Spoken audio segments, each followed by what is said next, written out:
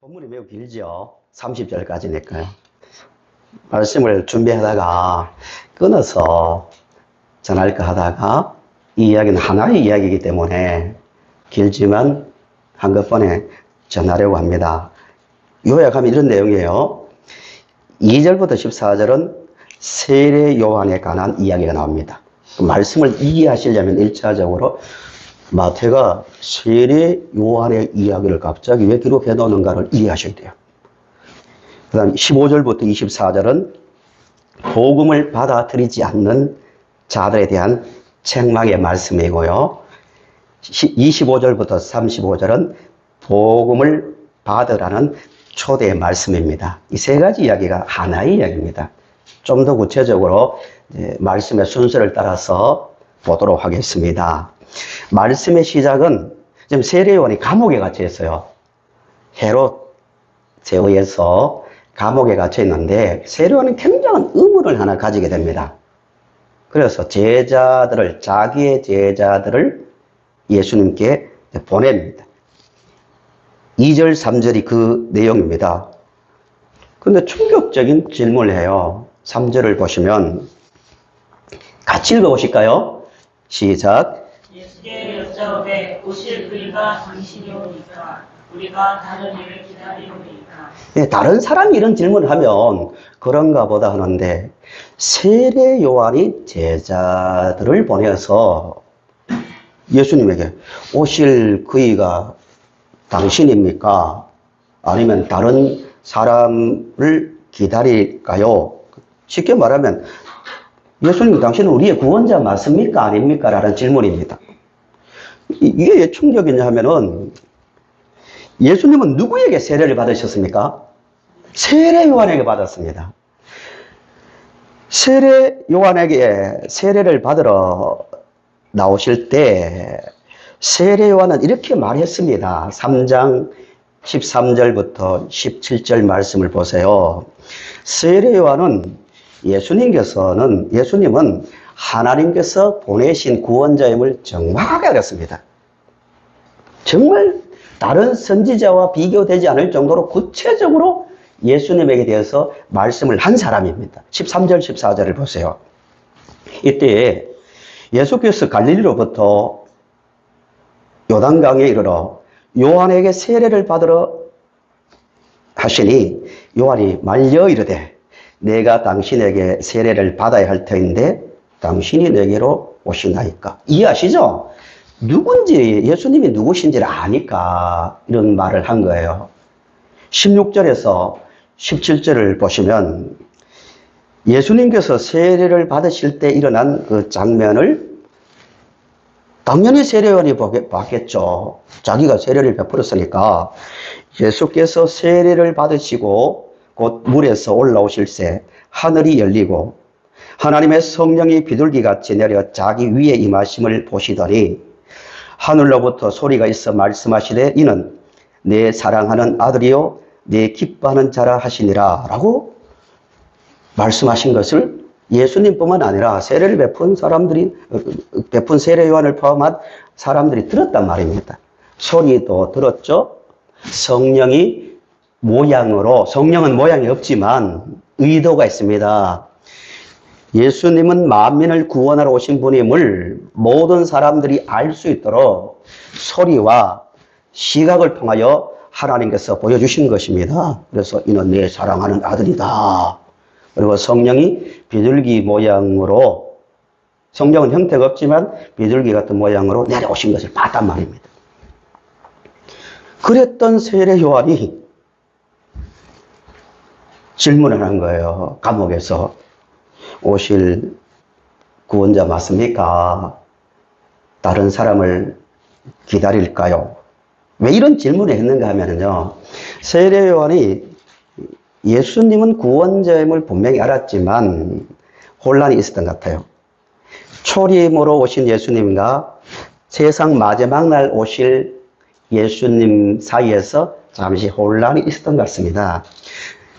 마태복음 3장 11절에서 12절을 보십시오. 세례 요한이 전한 메시지의 중심 내용입니다. 나는 너희로 회개하기 위하여 물로 세례를 베풀거니와 내 뒤에 오시는 이는 나보다 능력이 많으시니 나는 그의 신을 들기도 감당하지 못하겠노라. 그는 성령과 불로 너희에게 세례를 베풀 것이요. 여기부터 같이 읽어보실까요? 시작. 손에 키를 들고 자기의 사람 아담을 정하게 하사 알곡은 노아 곳간에 들이고 주저리는 꺼지지 않는 그를 세우시리라. 아멘. 세상 구약의 이 말씀을 다 가지고 지금 말하거든요. 세상 종말에 오실 예수님은 심판자로 오십니다. 그러나 초림 때 오시는 예수님은 회개의 복음을 전하고 구원의 복음을 전하기 위해서 오신 분이에요. 세례요한은 자기 생각에 예수님은 틀림없는 구원자인데 직접 들었으니까 하늘에서 나는 음성을 들었으니까요. 그런데 심판자로서 죄인을 단호하게 처벌하는 심판자로 알곡과 쭉정이를 딱 구별해내는 심판자로 이해하고 기대했는 거예요. 자기가 헤롯에게 직언을 하면서 단호하게 말할 수 있었던 이유도 어쩌면 거기에 있는지도 모릅니다. 아, 심판자가 오셨으니까 헤롯 저건 아무것도 아니다. 반드시 저런 죄인은 심판하신다는 기대가 있었던 것 같아요. 그런데 감옥에 갇혀 있는데 풀어줄 생각을 하지 않거든요. 그 죄인들과 함께 올리고 세리 같은 사람과 식사하면서 제자로 삼고 헤롯은 손도 안 대는 거예요. 그리고 혼란에 빠진 겁니다. 구원자는 맞는데 왜 저렇게 두실까라는 그런 의문을 가질 때의 4절, 6절을 보십시오. 예수님께서 대답을 해 주십니다. 4절, 6절. 이사야서 35장 5절에서 6절, 61장 1절 말씀을 가지고 그래? 하고 대답을 해 주십니다. 그때 맹인이 눈이 밝을 것이며 메시아 예언이거든요. 하나님께서 보내신 구원자가 이 땅에 오시면 하실 일에 대한 말씀이에요. 그때 맹인의 눈이 밝을 것이며 못 듣는 사람의 귀가 열릴 것이며 그때에 저는 자는 사슴같이 뛸 것이며 말 못하는 자의 혀는 노래하리니 이는 광야에서 물이 솟겠고 사막에서 시내가 흐를 것임이라. 61장 1절 말씀이 이어집니다. 주 여호와의 영이 내게 내리셨으니 이는 여호와께서 내게 기름을 부으사 가난한 자에게 아름다운 소식을 전하게 하려 하시니라. 예수님 말씀은 맞다. 너희들이 알고 있는 대로 장차 구원자가 오시면 이런 일을 하신다는 내용을 너희들 잘 알고 있지 않느냐? 내가 이렇게 하고 있지 않느냐 하고 이제 돌려보내십니다. 내가 구원자 맞다는 거예요. 그 다음에 10절부터 14절 말씀은 세례요한의 제자들이 예수님의 대답을 듣고 돌아간 후 무리에게 예수님께서 세례요한에 대해서 하신 그 말씀입니다. 이 부분이 이제 중요합니다. 11장 7절부터 14절 말씀인데요. 예수님께서 이런 질문을 하십니다. 세 가지 질문입니다. 너희가 무엇을 보려고 광야에 나갔더냐? 라고 질문을 합니다. 이 말씀은 너희들 세례요한이 회개하라 외칠 때 광야로 몰려갔지 않았느냐? 거기에는 대제사장 바리새인들부터 시작해서 모든 사람들이 몰려와서 세례를 받았습니다. 죄를 자복했습니다. 그 이야기를 하고 있는 거예요. 7, 8, 9절에 바람에 흔들리는 갈대냐? 아니다 이거예요. 세례요한은 갈대처럼 흔들리지 않고 단호하게 복음을 외친 참 선지자였습니다. 8절에 부드러운 옷을 입은 사람이냐? 세례요한은 어떤 옷을 입었습니까? 약대 털옷을 입고 그야말로 그 당시에 선지자의 전형적인 모습인 거친 옷을 입었습니다. 비단 옷을 입지 않았다는 거예요. 세례요한은 누구라고요? 참 선지자라는 거예요. 9절에 선지자를 보기 이함이냐? 맞다 이거죠. 세례요한은 참 선지자다. 심지어 이렇게 말합니다. 11절을 보세요.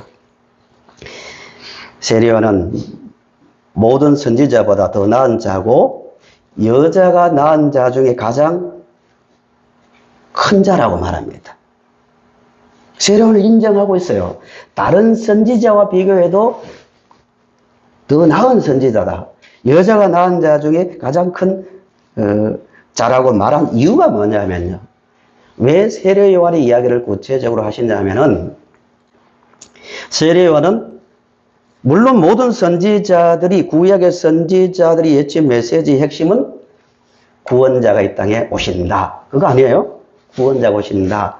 근데 세례 요한은 예수님보다 6개월 먼저 이 땅에 와서 예수님의 사역에 대해서 다른 선지자와 비교되지 않을 정도로 구체적으로 말씀하셨습니다. 아주 구체적으로. 그런 점에서 다른 선지자보다 더 나은 자고 여자가 낳은 자 중에 가장 큰 자입니다. 그러면 이런 질문을 해야 돼요. 마태는 왜 이렇게 세례 요한의 이야기를 이렇게 길게 기록했는가? 그리고 예수님께서는 세례 요한을 이렇게 큰 자로 높이고 있는가의 문제입니다. 이렇게 이해하시면 안 된단 말입니다. 본문을 끊어놓고, 여러분, 세례 요한은 이렇게 위대한 사람입니다. 본받을 점이 많습니다. 겸손했죠. 자기가 조금만 침묵하면 모든 영광을 다 대신 받을 수 있는 자리에 있으면서도 모든 것을 내려놓은 대단한 사람입니다. 그 이야기를 하면서 우리도 본받읍시다 이러면 안 된단 말입니다. 그 이야기가 아니라 이 긴 이야기를 하는 목적은 11절을 보세요. 11절 때문에 세례 요한의 얘기를 하는 겁니다. 우리 같이 또 11절을 읽어봅니다. 시작. 너희에게 말하노니 여자가 낳은 자 중에 세례 요한보다 큰 나라가 일어나리 없도다. 그러나 천국에서는 극히 작은 사람도 그보다 크니라.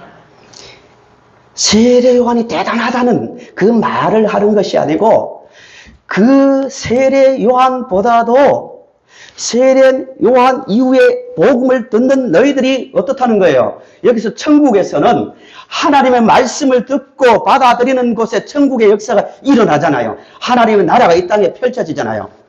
세례 요한, 그렇게 선지자 중에 가장 나은 자라고 말하는 세례 요한보다도 너희들이 어떻다는 거예요?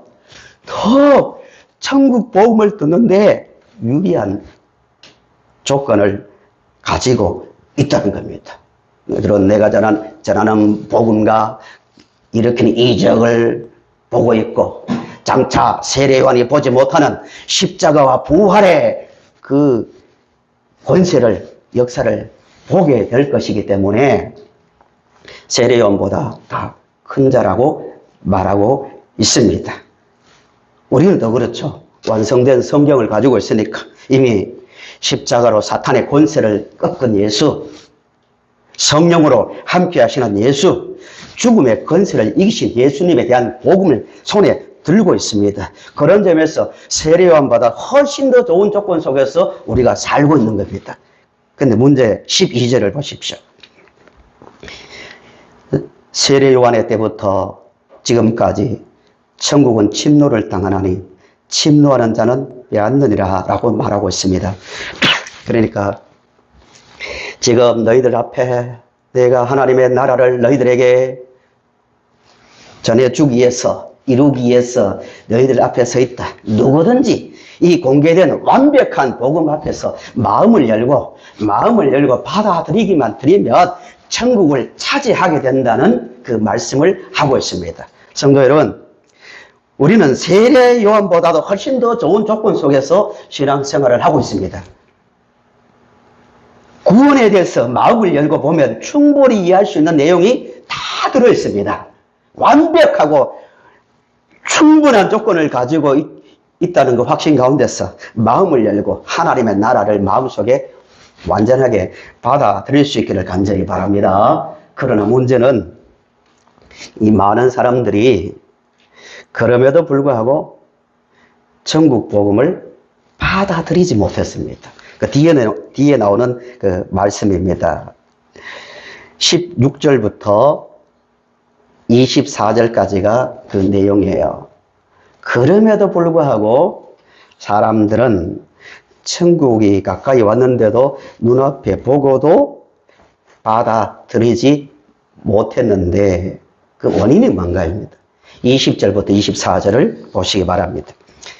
예수님께서 아주 강하게 책망을 하십니다. 제가 20절부터 말씀을 읽겠습니다. 예수께서 권능을 가장 많이 행하신 고을들이 회개하지 아니하므로 그때에 책망하시되 화 있을진저 고라시나 화 있을진저 베세다야 너희에게 행한 모든 권능을 두로와 시돈에서 행하였더라면 그들이 벌써 베옷을 입고 제에 앉아 회개하였으리라. 내가 너희에게 이르노니 심판날에 두로와 시돈이 너희보다 견디기 쉬우리라. 가버나움아 내가 하늘에까지 높아지겠느냐 음부에까지 낮아지리라.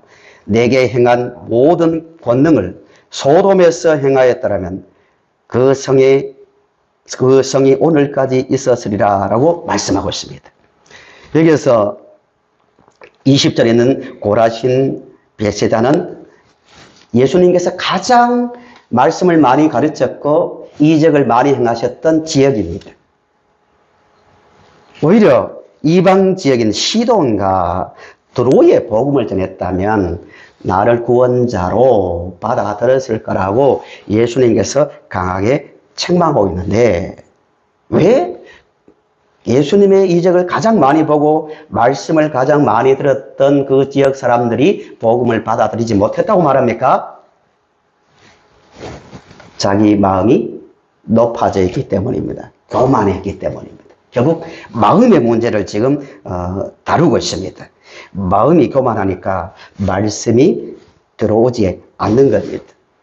16절부터 19절은 교만한 자의 모습입니다. 어린 아이들이 그 당시에 놀이를 했던 16절부터 19절을 보세요.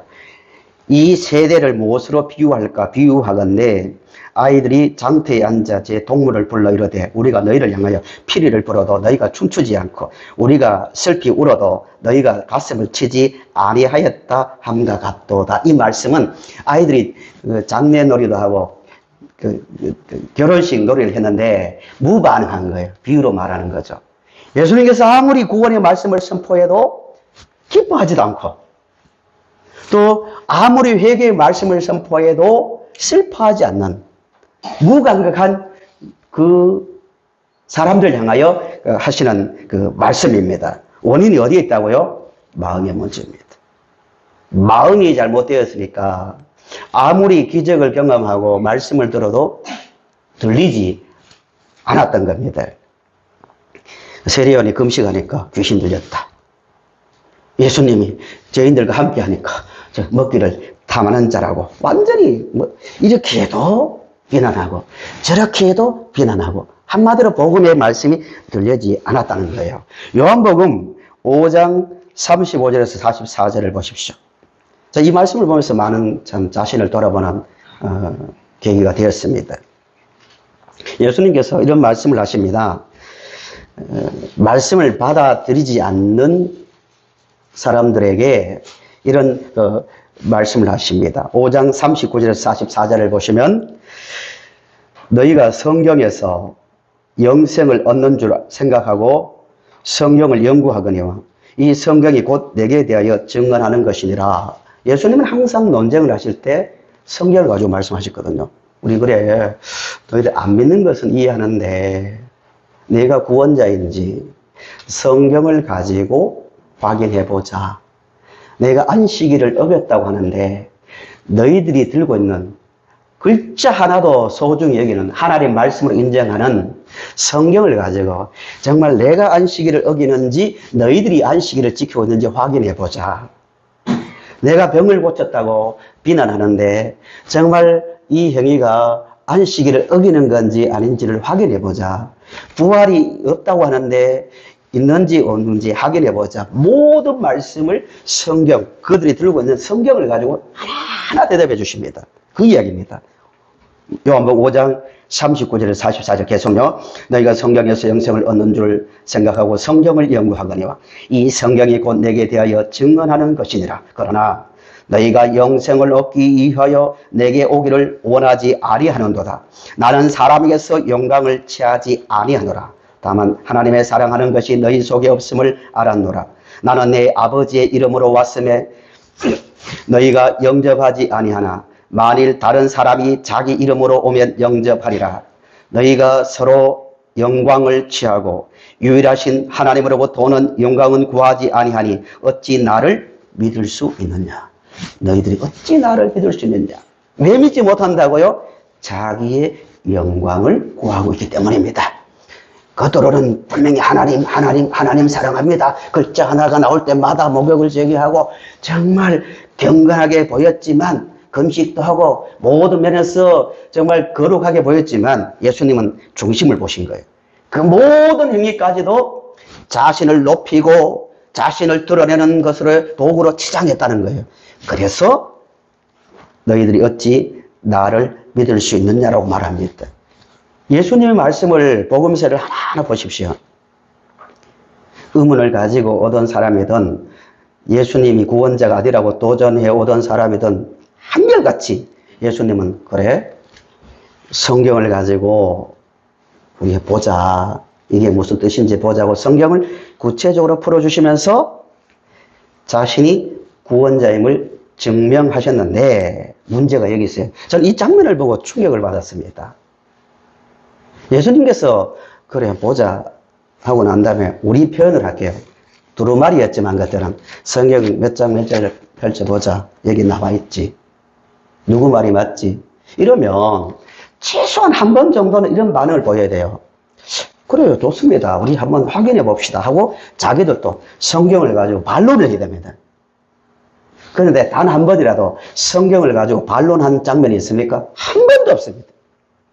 당신은 이렇게 해석하지만, 예수님을 보고 이렇게 해석하지만 우리는 이렇게 해석합니다. 이러면 가능성이 있어요.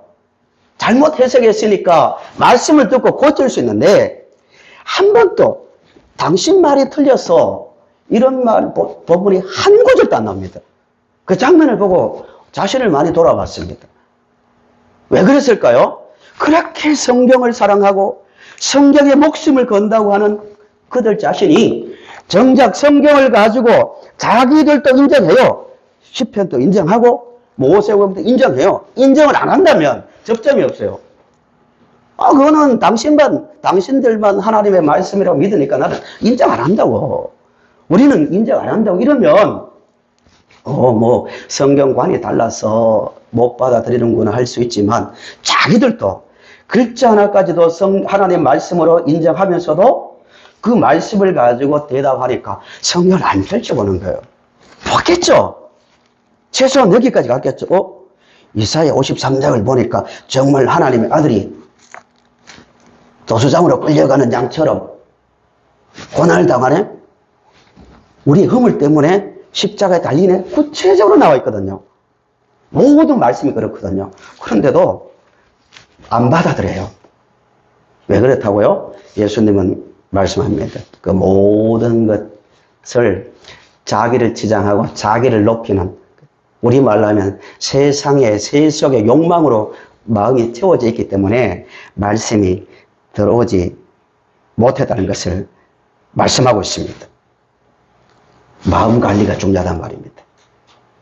세례 요한도 그렇게 구체적으로 외쳐서 선지자보다도 나은 자로 할 정도로 했던 세례 요한조차도 보지 못하고 듣지 못했던 이 구원의 말씀이 그렇게 구체적으로 펼쳐져 있음에도 종교 지도자들을 중심으로 예수님을, 하나님의 나라를 딱 거부합니다. 마음속에 세상의 욕망이 들어있기 때문입니다. 저는 이 말씀을 보면서 나는 말씀을 이렇게 열심히 준비하고 또 목사라고 이렇게 열심으로 세상 사람들이 볼 때는 바리새인들 이상으로 경건하게 산다고 하는데 정말 나는 천국 복음을 마음속에 받아들이면서 울기도 하고 기뻐하면서 감사합니다. 세상에 그 누구를 보든지 하나님 이 많은 사람들이 중에서 내가 이렇게 복을 받았네요.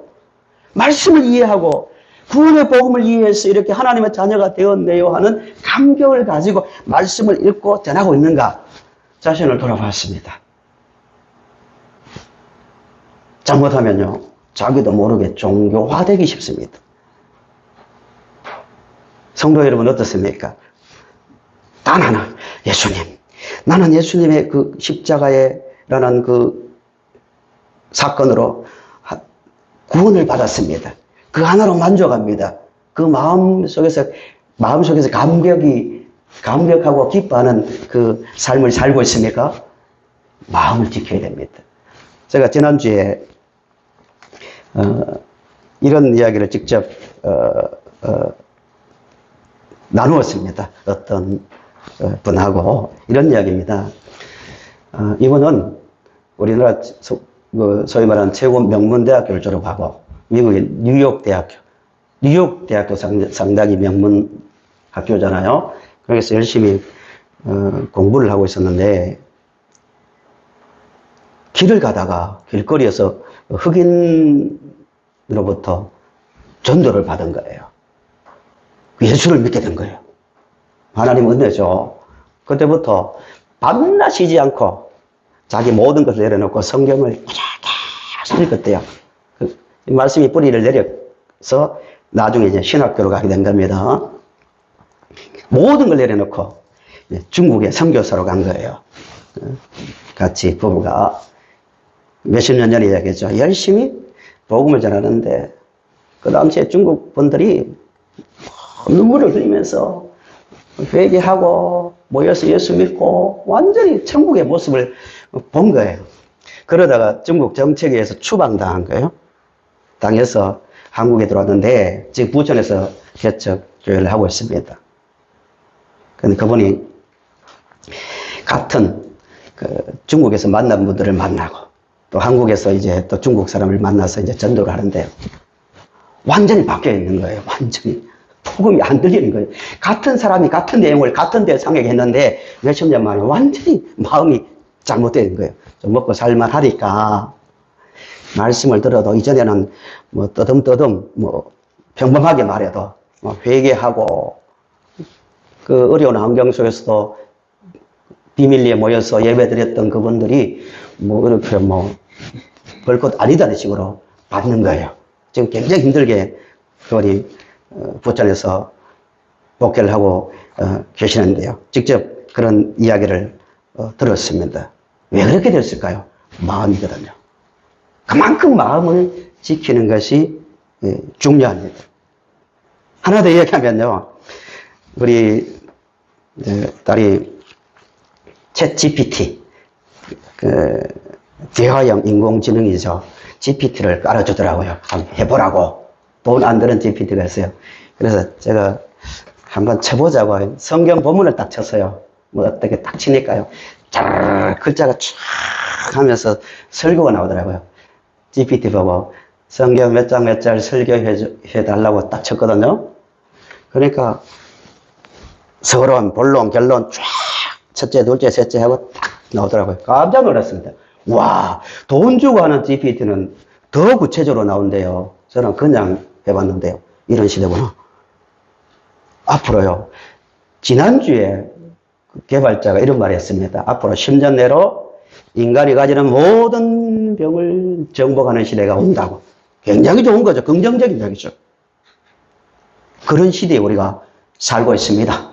그래서 아마 벌써 그렇게 시도하는 교회들도 있어요. 외국에서 목사가 아니고 인공지능을 세워가지고요. 성경 본문 딱 해서 찬송하고요. 그 말씀을 보는 데도 있대요. 전 직접 하기는 않았지만. 얼마나 잘하겠어요. 이세돌이가 바둑을 제일 잘 뜨는데 기적적으로 한번 이겼다고 뉴스에 나왔잖아요. 지금은 게임도 안 됩니다. 그렇게 그 자료가 많은데 세상에 모든 설교 자료가 다 들어있는데 그걸 가지고 부탁하면 얼마나 잘하겠어요. 모양도 유전자 공학과 인공지능이 합쳐져 가지고 목사를 딱 모셔놓으면 잘하겠죠. 감성을 다 건드려주고 세상의 모든 이 발음이 안 되는데 이 화가 다 들어있고 눈물을 쫙 빼고 만들고 말씀도 몇 장 몇 장에 착착착 하면 나와 있습니다. 얼마나 좋겠어요. 이론적으로. 그런다고요. 통계적으로 그렇게 하는데요. 회개하고 십자가의 구원의 은혜 안에서 감격하며 살아가는 사람들 별로 없습니다. 예수님의 말씀을 직접 듣는 사람들도 이런데요. 예수님이 방법적으로 내용적으로 부족했겠습니까? 설교가? 이적이 모자랐습니까? 왜 그러냐면 예수님은 항상 믿지 못하는 사람들에게 딱 말씀하시는 거예요. 마음을 지켜랍니다. 마음이 열려야만 복음이 들어온다고 말씀하고 있습니다. 25절부터 30절의 결론 말씀이에요. 이 말씀 때문에 세례 요한의 이야기가 있는 거예요. 세례 요한을 본받자가 아닙니다. 세례 요한의 한계를 보여주는 겁니다. 세례 요한에 비해서 우리는 이렇게 좋은 조건 속에 있다. 그러니까 25절 보세요. 결론입니다. 그때 예수께서 대답하여 이르시되 천지의 주제이신 아버지여 이것은 천국 복음이죠. 하나님의 나라이죠. 이것을 지혜롭고 슬기 있는 자들에게는 숨기시고 어린 아이들에게는 나타내심을 감사하나이다. 옳소이다. 이렇게 된 것이 아버지의 뜻이니이다. 조금 이해가 되는 말씀이죠. 여기에서 지혜롭고 슬기 있는 자는 누구이고 어린아이는 누구이냐면요, 지혜롭고 슬기 있는 자는 자신이 힘으로, 유대인으로 말하면 율법을 잘 지키고 의롭기 때문에 예수가 필요 없는 자입니다. 자기 힘으로 얼마든지 구원의 길에 들어설 수 있다고 자부하는 사람들. 어린아이는 여기서 순진하다는 뜻이 아니고 의존적 존재. 남의 돌봄이 없으면 살 수 없는 존재. 그러니까 어린아이라는 말씀은 주여, 하나님, 아무리 인간이 노력해도 인간의 도덕, 윤리, 종교, 그 어떤 노력을 해도 의롭게 될 수 없음을 알고 있습니다. 하나님이 보내신 구원자가 필요합니다. 이걸 마음속에서 아는 자를 어린아이입니다. 이런 자에게는 구원의 복음이 보인다는 거예요. 자칭 지혜롭고 슬기 있다고 하는 사람들은 안 되는 거예요. 안 들리는 거예요. 주님의 십자가를 지려면 전제가 뭐예요? 자기 부인입니다. 자기 부인은 고난을 그런 말하는 것이 아니고, 주여, 주의 은혜가 아니면, 하나님의 의가 아니면 의에 이룰 수 없다는 것을 처절하게 마음으로 깨닫고 무너진 자에게 비로소 복음이 들어오기 시작한 거예요. 제가 이번 주에 머리 아픈 그 복잡한 책을 한 거를, 이번 주가 아니죠. 한 달에 걸쳐서 읽었는데요. 신의 역사라고 그 책인데요. 이슬람의 시아파, 수니파, 또 수피파라고 있습니다. 복잡한 힌두교, 여러 모든 종교의 흐름을 다 이야기하면서 최근에 계몽주의라고 있습니다. 계몽주의라고 있는데 인간 이성주의 시대까지 쭉 흘러오면서 하는 결론이 뭐냐면은, 신은 인간에게 필요 없다. 우리 기독교가 말하는 신입니다. 신은 죽어야 된다. 이게 계몽주의, 이성주의 이후에 오는 세계를 덮고 있는 그 흐름입니다. 프로이드, 또 마르크스, 볼테르, 니체, 이 수많은 사람들이 데카르트까지 말의 표현은 다르지만 공통적인 이야기가 뭐냐면은, 사상을 휩쓸고 있는 그 사상, 그 흐름이 뭐냐면은, 신이 사람을 만든 게 아닌데 사람이 신을 만들어 놓고 스스로 거기에 매인다. 성적으로도 억압받고 여러 가지 자기 마음대로 살 수 있는데도 거기에 매인받는다. 신은 죽었다. 신을 죽여야 된다. 신이 없어야 인간이 자유하다는 게 그 계몽주의 이후의 그 사상입니다. 아주 교만한 거죠. 그런 시대에 십자가 이야기, 예수님의 은혜가 아니면 절대 구원 못 받습니다. 사망의 자리에 있습니다. 생명의 자리로 옮기려면 예수 그리스도만 구원자입니다 하면 들어가겠습니까? 이런 시대입니다. 무시무시한 시대입니다. 이런 때에 우리는 정신을 바짝 차리고 어린아이처럼 세상 풍조는 나날이 갈리고 세상의 그 흐름은 하루가 다르게 변해도 하루가 다르게 변하잖아요. 인공지능의 시대가요, 학자가 이렇게 말했습니다. 과거에 100년 만에 바뀔 것을 지금은 10년 만에 바뀌고, 지금 10년 만에 바뀔 게 앞으로는 한 달 만에 바뀌고, 100년 만에 바뀔 걸 앞으로는 1시간 만에 바꾸는 무시무시한 시대가 옵니다. 인간이 최고의 시대입니다. 이런 때에 변함없이 예수님만 우리의 구원자입니다. 의지해야 됩니다. 이런 말 하면 갈수록 이게 현실적으로 들리겠습니까? 이런 현실 속에서 세계 중심 가운데 살고 있습니다. 정신 바짝 차려야 됩니다. 주여, 주의 은혜로 구원받았습니다. 주의 은혜로 사망에서 생명의 자리로 옮겨졌습니다. 사탄의 권세를 이기게 되었습니다. 세상 풍조 변해도 저의 마음은 변하지 않겠습니다는 강한 결심을 가지고요. 주여, 내 마음을 지켜주세요. 십자가만 생각해도 감사하고 눈물이 나고 기뻐할 수 있는 용기가 생기는 그 마음을 가지고요. 날마다 주님 오실 때까지, 다시 오실 주님 오실 때까지 그 길을 걸어가는 우리 모두가 될 수 있기를 바랍니다.